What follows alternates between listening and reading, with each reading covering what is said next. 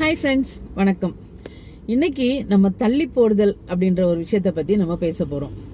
நம்ம ஒரு காரியத்தில் வெற்றி அடையணும்னு சொல்லி நம்ம ஆரம்பிச்சிட்டோம்னு வச்சுக்கோங்களேன், அதுக்கு தடையாக இருக்கிற காரியத்தில் மிகவும் முக்கியமானது இந்த தள்ளி போடுதல், ப்ரொக்ராஸ்டினேஷன்.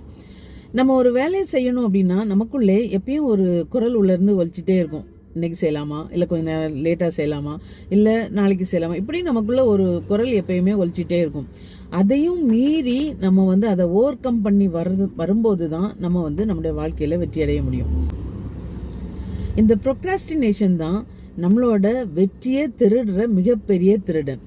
பூட்டி இருக்கிற ஒரு வீட்டை உடைச்சி திருடுறவன் இல்லை திருடன்.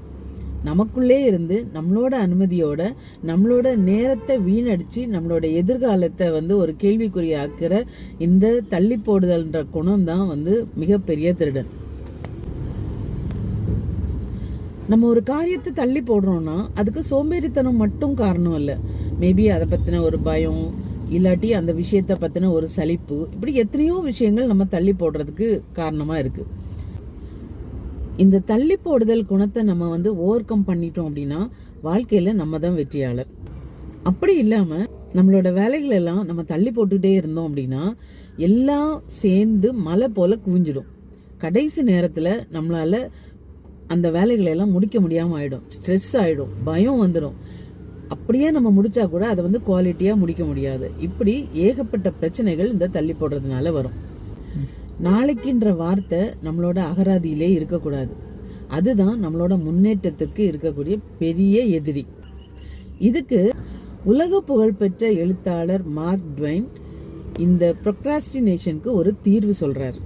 எப்படின்னா, தினமும் நீங்கள் ஒரு தவளையை சாப்பிடணும் அப்படின்னு இருக்குதுன்னு வச்சுக்கோங்களேன்.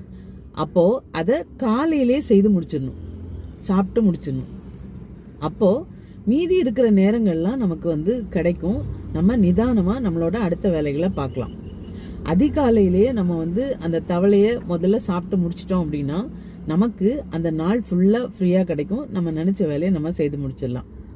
இதுக்கு 5 செகண்ட் ரூல் நமக்கு ஹெல்ப் பண்ணும் அப்படின்னு சொல்கிறாரு. எப்படின்னா, ஒரு வேலையை செய்யணும் அப்படின்னு சொல்லி நம்மளோட மூளை நமக்கு கட்டளை இட்ட உடனே நம்ம என்ன பண்ணணும் அப்படின்னா 5, 4, 3, 2, 1 அப்படின்னு கவுண்ட் டவுன் பண்ணிவிட்டு இம்மீடியட்டாக அந்த வேலையை ஆரம்பிச்சிடணும். ஏன்னா தொடங்குறது தான் ரொம்ப கஷ்டம். ஒன்ஸ் நம்ம தொடங்கிட்டோம் அப்படின்னா கண்டிப்பாக அந்த வேகம் வந்துடும். நம்மளோட அந்த வேலையை நம்ம முடிச்சிட முடியும். இந்த தள்ளி போடுதல் அப்படின்ற குணத்தை பற்றி வள்ளுவர் அந்த காலத்திலேயே சொல்லியிருக்கார். எப்படின்னா, அழிய போகிற மனுஷங்க அணிகிற ஒன் ஆஃப் தி ஆபரணம் இந்த தள்ளி போடுதல் அப்படின்னு சொல்லியிருக்கார். இப்படி தள்ளி போடுதல் அப்படின்ற ஒரு விஷயத்த நம்மளோட வாழ்க்கையிலே இல்லாமல் பண்ணுவோம். எந்த காரியத்தை நம்ம செய்தாலும் அதை இன்றே செய்வோம், நன்றே செய்வோம். செய்யலாமா?